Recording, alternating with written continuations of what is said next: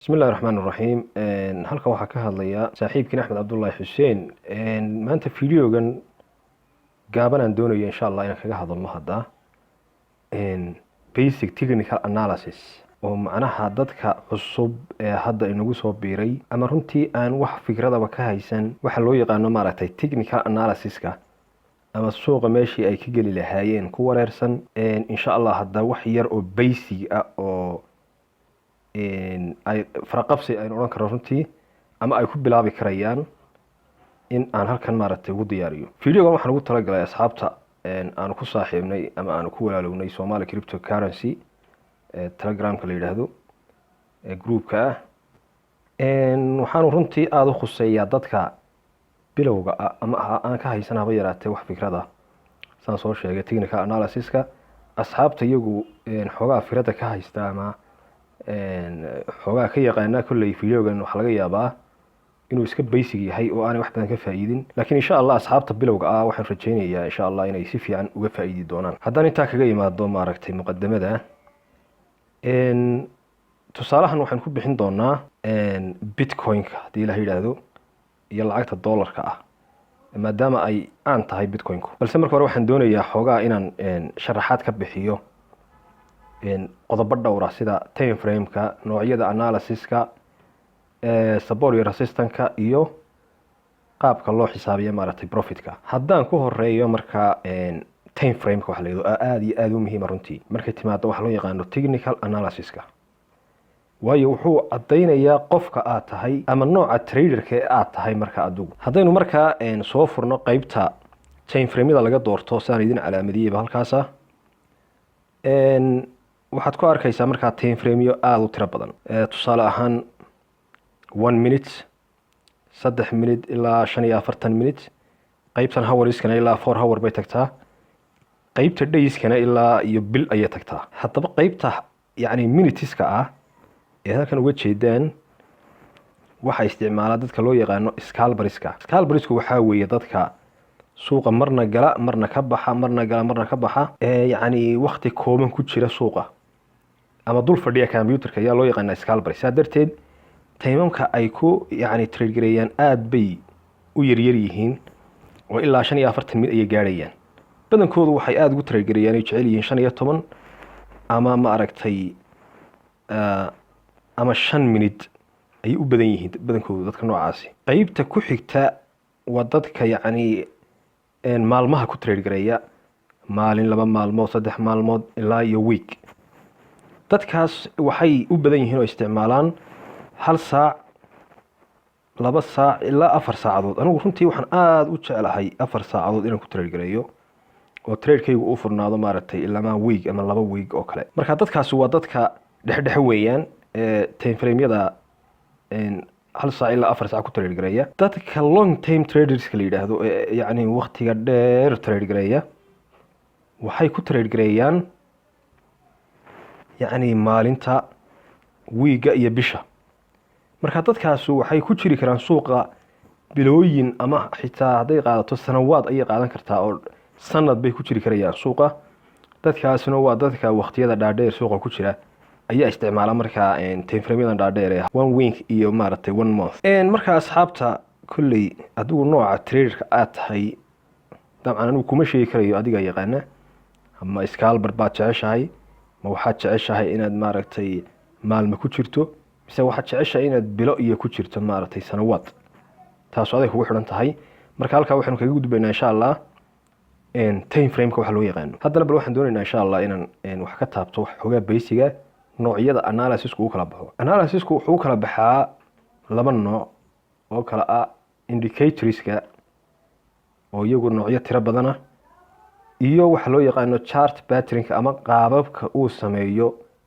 chart-ku ama maaragtay candlestick waxa loo yaqaan marka indicators-ka iyagu waa tiro badan yihiin waana combo laga sameeyo wax adag weeye complicated isla markaana faa'iido badan ma laha iyaga doonayna hadaan ku hadlo laakiin waxaan rabaa inaan ka hadlo chart pattern-ka khaasatan basic-ga chart pattern-ku runtii wax aad iyo aad u tiro badan isaga qudhiisa wuxuu si kala baxaa noocyo aad iyo aad u tiro badan waxaa kamid ah support iyo resistance-ka Fibonacci retracement waxa la yiraahdo, harmonic scannerska, falaaga, triangleska,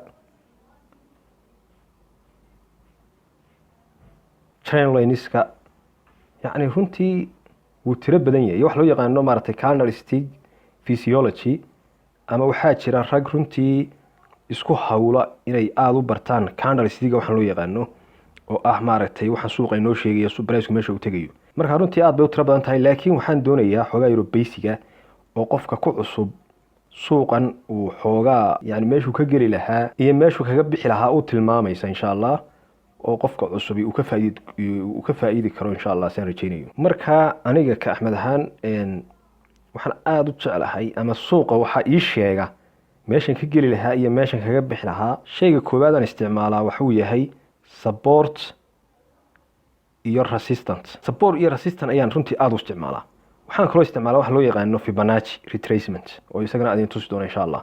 haddaba bal aynu ku horeyno support iyo resistance-ka qaabka yani loo isticmaali karo si basic ah. haddaynu chartkan haddaynu hor yaalo oo ah Bitcoin iyo lacagta dollarka ah aynu tusaale fiican soo qaadano, oo dabcan Bitcoin-ka waan ognahay waa lacagta ugu wanaagsan, ugu qiimaha badan, isla markaana ugu caansan cryptocurrency-ga. saa darteed insha Allah baryada tusaale yar soo qaadanayna qaabka support iyo resistance uu suuqa kaaga caawin karo, isagoo dabcan support iyo resistance uu yahay yani arrin gumballaaran oo u baahan yani time-keeda iyo waqtigeeda qofku inuu ku qaato, isla markaana uu tijaabooyin ku sameeyo, oo aanan ku oranayn intan yar aan kuu sheegay yani waa 100% kuma oranayo, laakiin waa meel fiican oo laga bilaabi karo runtii.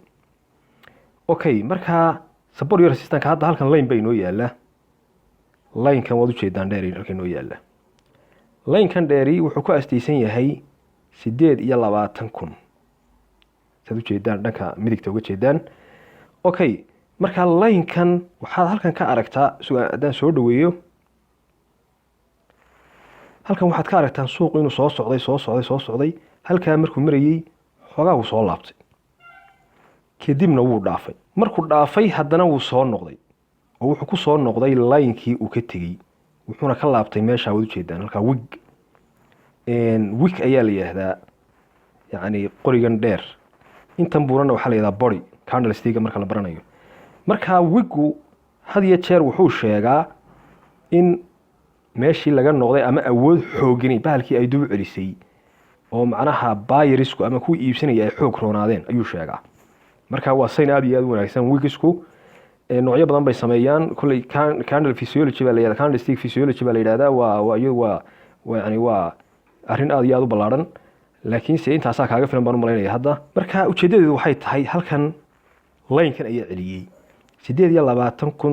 28,328 kolkii la marayay waa la dhaafi kari waayey. haddaba adigu sidaad uga faa'iidaysan kartaa? adigu marka aad doonayso inaad Bitcoin gasho, isla markaana aad aragtay Bitcoin oo sare u kacday, oo yani ilaa iyo 34,000 bay ka soo laabatay saad halkan uga jeedaan, waxaad iska sugaysaa inay markay soo laabato. waad sugaysaa adiga oo naawilaya ama rajaynaya in line-kani uu qaban doono, maadaama bartani ay markii hore ahayd saa u jeedaanba halkani markii hore waxay ahayd resistance ama waa meel la diiday suuqu inuu dhaafo. saa darteed waxaa caadadu ay tahay resistance marka la dhaafo, resistance-kaasi wuxuu isu bedelaa wax loo yaqaano support, oo suuqa wuu caawiya ama wuu taageeraa. sidaa darteed marka aad adigu cusub tahay, isla markaana line-kan aad samaysato, waxaad iska naawilaysaa in halkan laga laaban doono. waad iska sugaysaa markaa halkan markuu suuqu yimaado, markiiba ma gelaysid, aad aragto in la yara laabtay oo yani laabasha ay jirto, markaas ayaad gelaysaa. laakiin markiiba ma gelaysid. sababtu waxa weeye marmarka qaarkood waxaa dhacda in la iska soo jabiyaa dhacda, oo la soo dhaafo meeshii aad islahayd. wuxuu noqonayaa maaragtay support ayuu noqonayaa in la dhaafo ayaa dhici karta. sidaa darteed waa la sugaa ilaa iyo inta aad ka xaqiiqsanayso meesha inay noqotay support. okay, marka haddaad halkan ka geli lahayd hadda, yani runtii waxaad heli lahayd faa'iido aad iyo aad u wanaagsan maasha Allah. haddii marka ay halkan ku dhaaftay tusaale ahaan, oo halkan aad ka faa'iidaysan, suuqi uu kaa tegey, ha gelin. suuq weligaa socda lama galo. sababta waxa weeye hadaad halkaa ka gasho hadda waad ujeedaa waa lagugu soo noqday. waxaa laga yaaba qofku inuu baqdo is yidhaahdo wallahi waxa weeye lacagta waxaa laga yaabaa inay sii socoto uu ka baxo. sani taas kugu dhicin haddaba iska sug. suuqu ha soo laabto. suuqu marka uu soo laabto laynkaagan markan hore noqday supportka ayaad iska sugaysaa markaa ilaa inta laga taabanayo. waxaan u jeednaa marka supportka iyo resistance la baranayo halkan waxaad uga jeedaa wick dheer ayaad uga jeedaa. halkanna waxaad uga jeedaa iyagana xoogaa wigag yaryar oo kaa dheer ka gaaban ayaad uga jeedaa. saa markay tahay haddaba laynka waa la raraa oo waxaa loo raraa ka ugu gaaban ayaa la dhigaa ama waa la isku mix gareeyaa macnaha maadaama dhowr wig meesha ay yimaadeen. okay markaad laynkaagii halkaa haddaba dhigato waxaad u jeedaa in suuqani mar labaad uu halkan ka laabtay oo uu ka noqday baad u jeedaa. oo dabcan haddaad bartan ka geli lahayd faa'iido ayaad ka heli lahayd runtii. hadday xitaa bartaasi ku dhaaftay oo aanad halkan ka faa'iideysan haddii aanad bartaa ka faa'iideysan oo uu kaa tegay suuqu mar kasta suuqu chance ayuu sameeyaa waa iska sugaysaa. suuqu waad aragtay inuu soo laabtay waad aragtay inuu soo laabtay waad aragtay inuu soo laabtay adigu waxaad markaa isha ku haynaysaa laynkaagii aad meesha dhigatay ama supportkan ayaad ku haynaysaa isha. isla marka yacni suuqu suu u soo laabanayay uu soo gaadho laynkaagii supportka ahaa waa iska sugi. waad u jeedaa inuu dhaafi kari waayey. marka aad xaqiiqsato inuu laynkani noqday support oo laga noqday markaas gal. waad u jeedaa yacni dhowr mar halkan waa laga celiyey haddana halkan waa laga celiyey oo waa uu ka tegey waad u jeedaa. taas runtii waxay qofka cusub hoogaa meeluu ka galo ayay siinaysaa. maaha yacni inaf maaha kuma lihi waa inaf laakiin yacni waa ushii indhooluhu ku soconayay oo kale ayay kuu noqonaysaa oo runtii waxay ku siinaysaa meel aad ka gasho. isla markaana marka aad doonayso meel aad ka baxdo iyadana waxaa la sameeyaa layn kale ayaa la sawirtaa iyadana oo badanaa sida sharcigu yahay waxaa lagaga baxaa the nearest resistance ama resistanka ugu dhow ee suuqa uu ka soo laabtay. marka tusaale ahaan halkan oo kale waad u jeedaan bal fiiriya hadda halkan waad u jeedaa inay resistant tahay. suuqu marka uu saru socday ee uu gaadhay the nearest resistance oo halkana ama haddaynu lacag ahaan u sheegno 730 kuna xoogaa laabash ayuu sameeyey uu soo yara laabtay. marka qofka cusub oo kale mar haddaad professional ahayn waxaa wanaagsan inaad kaga baxdo the nearest resistance ama meeshii ugu dhoweyd ee suuqu ka soo laabtay. laakiin micnaheedu ma aha suuqu inuu 730 ka soo laaban doono oo uu macnaatay hoos soo dhici doono. insha Allah waxaan rajaynaynaa inuu sii socon doono ilaa iyo maaragtay 44,000 ilaa iyo 44,000 baynu rajaynaynaa insha Allah inuu sii socon doono. taas waa arrin kale. laakiin marka aad cusub tahay waxaa laga galaa support ayaa laga galaa waxaan lagaga baxaa resistance ugu dhow baa lagaga baxaa. sidaas ayaad uga faa'iideysan kartaa insha Allah. Fibonacci-ga hadaba ama Fibonacci retracement-ka marka la joogo trading view-ga waxaa lagala soo baxaa qaybta bidixda. khaasatan waxaa la furaa meeshan hadda idin calaamadiyay ayaa la furaa. marka meeshaas aynu furi doonaa insha Allah.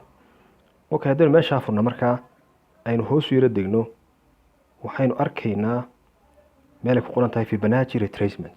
marka Fibonacci retracement ayaynu ku dhufanaynaa kadibna waxay noo soo baxaya maaragtay calaamadan isweydaarsan any point baad iskaga dhufanaysaa kadibna waad jiidaysaa. okay haddaba kahor inta aynaan maaragtay suuqa aynaan ku abalay garaynin horta waxaan doonayaa insha Allah xoogaas uu u shaqeeyo inaad idin tuso ama yani si aad faham uga qaadataan. Fibonacci retracement horta saa idin muuqataba waa toolkan hortiina ka muuqda. waa toolkan hortiina ka muuqda ee aad u jeedaan.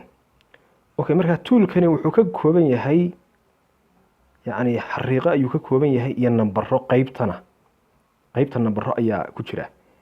wuxuuna u shaqeeyaa sidii supportka oo kale oo laymankan ayaa laga kacaa suuqu ka laalaabtaa. Okay, haddaba haddaan nabarada sharaxno insha allah, nabarada uu leeyahay way tiro badan yihiin, laakiin waxa ugu muhiimsan oo runtii dadka isticmaala Fibonacci-gu ay isha ku hayaan labada number aan idin calaamadiyay. Numberka koobaad oo ah 0.5 iyo numberka labaad oo ah 0.618. labada number ayaa ugu khatarsan, khaasatan 0.618 oo line-kan casaanka ah markaa isagu iska leh. xagga line-kan cagaarka uu iska leeyahay 0.5 ayaa iska leh. marka labadaas ayaa isha lagu hayaa. haddaba labadan isay u shaqeeyaan.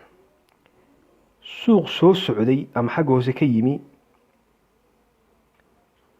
ayaa waxaa laga yaabaa inuu marka hore dhaafay halkan soo laabashadii, ama wuxuu ka laabanayaa meesha loo yaqaano 0.5, ama uu soo dhaafaya wuxuu ka laabanayaa 0.618. labadaas ayuu ka laabanayaa. khasab maaha inuu labadaa ka laabta markasta, yani khasab maaha kuma lihi suuq kastoo soo laabtaa labadan uu ka laabanaya, no. laakiin haddii uu ka laabto oo aad aragto in laga laabtay ama line-kan hore oo maaragtay ah 0.5 uu ka laabtay ama uu ka laabtay 0.168, yani waxa yani badan, rajadiisa ayaa badan inuu sii socdo ama aad faa'iido ka hesho. yani waa calaamad ku tusinaysa suuqaas inuu bay uu socon karo ilaa xaddi go-aan aan la ogeyn insha allah. waxaa xusid mudan markaa haddii suuq yani xaggan ka yimid oo soo laabtay uu labadan soo dhaafo, isla markaana uu taabto line-kan hoose ee calanka Soomaaliya u eg. line-kaa hoose hadduu taabto, cabirkiisuna yahay haddaynu cabirkiisa eegno uu yahay 0.786. hadduu kaa taabto markaa sheekadaasi way kaa gubatay, waa iska daynaysaa markaa, oo Fibonacci isticmaali maysid. saboorka iyo resistance baad markaa ku eeganaysaa. waxaad keliya oo isha ku haynaysaa labadan line in laga laabtay. haddii la dhaafo taas waa sheeko kale weeyaan, oo dabcan laymankan qudhoodu waxbay taraan, kuwan qudhoodu waxbay taraan, laakiinse boqolkiiba maaragtay 70 ilaa 80 labada line ugu xooggan waa labadaas line aan idin calaamadiyey. haddaynu markaa intaa isla fahnay, haddaba bal aynu suuqa ku abali garayno, haddaba si looga faa'iideysan karaya. haddaba okay, bal aynu soo jiidano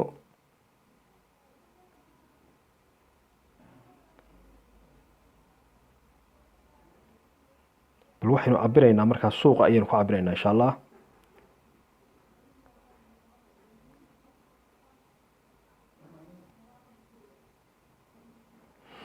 okay, waa ujeedaan markaa haddaan idin yaro weynayo.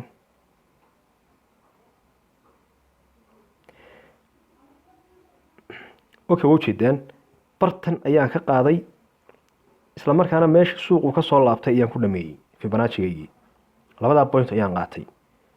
waxaad markaa u jeedaa in suuqani uu ka laabtay exactly meeshii aynu sheegaynay oo ah 0.618 ayuu suuqani ka laabtay.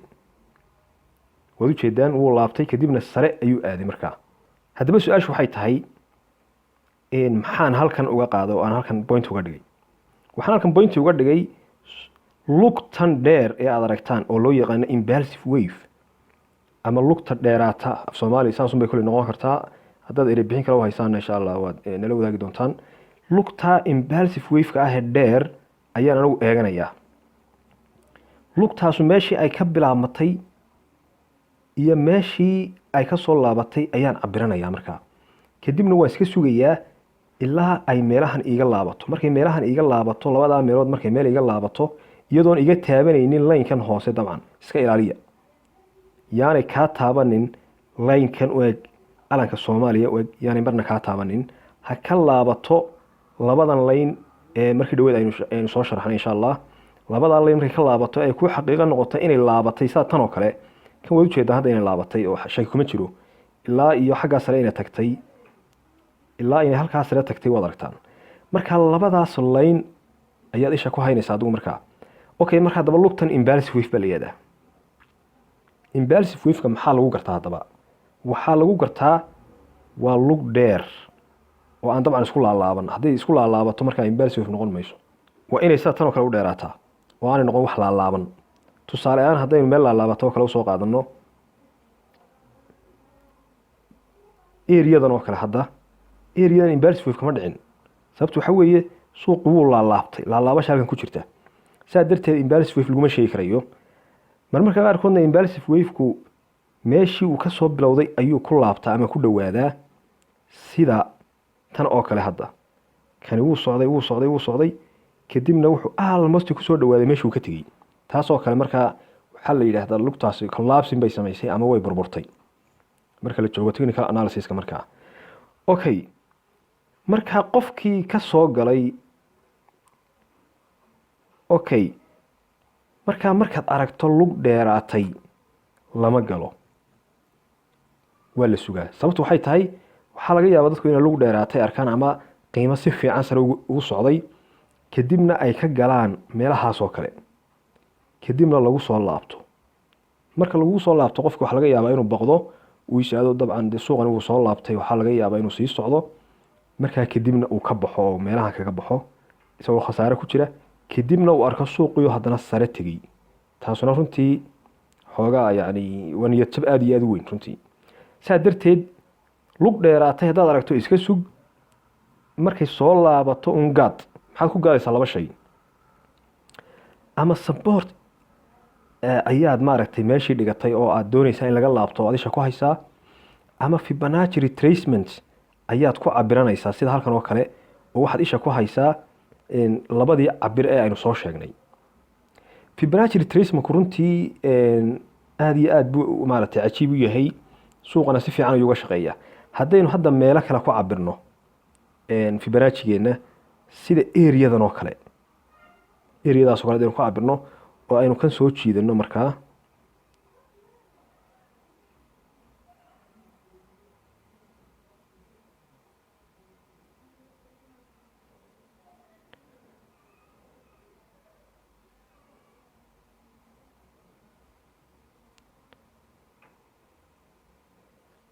waxaad arkaysaa in uu ka laabtay isaguna sidii kii hore oo kale 61.8 ama 0.618 ayuu ka laabtay. siaad ujeedaanba waa tana kadibna sare ayuu laabtay, oo markaa qofka halkaa ka geli lahaa insha Allah uu ka faa'iidi lahaa markaas, oo halkan eeganayay oo labadan meelood cabirtay. markuu suuqu soo laabtay uu arkay inuu soo laabtay, cabirkiisa ku samaystay, kadibna labadan meelood ku sugay, halkaa ka galay, insha Allah uu faa'iidi lahaa ama waa uu faa'iiday badee. daban haddii qofkiisa halkaa ka galay hadda waa uu faa'iiday sidaynu rajaynayno.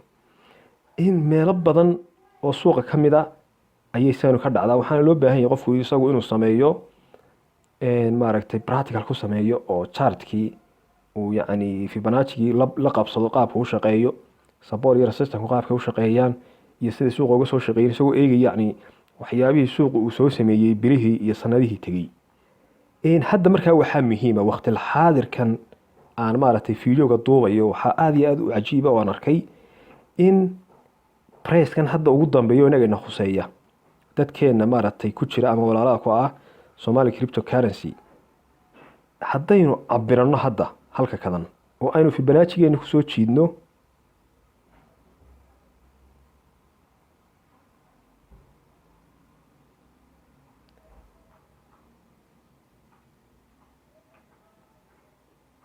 waxaad arkaysaa suuqan hadda inagana khuseeya oo hadda soconaya, oo in actionka oo hadda yani laga faa'iideysan karo, in uu ka laabtay qudhiisu 61.8 laynkii casaa inuu ka laabtay. waad u jeedaan inuu ka laabtay. waa laga yaabaa ama yacni runtii waa wax dhici kara inuu suuqani runtii uu iska soo socdo uu soo dhaafo, laakiin waxaynu rajaynaynaa in suuqani uu laaban doono oo halkani ay noqon doonto meel adag oo aanu dhaafi karaynin Fibonacci suu inoo sheegay. saas darteed waxaan kaloo casharkan uga faa'iideysanayaa dabcan anigu hadda waan yani halkan xoogaa baan ka iibsaday oo waaba ku jiraa ma garanaysaa. markaan arrintan markaan arkay waan ku jiraa, waan iibsaday. waxaana rajaynayaa insha Allah ilaa iyo maaragtay 44,000 oo eriyadaasa inuu gaari doono ayaan rajaynaynaa insha allah. taa qudheeda maxaan u leeyahay 44,000 maxaan ugu dheganahay?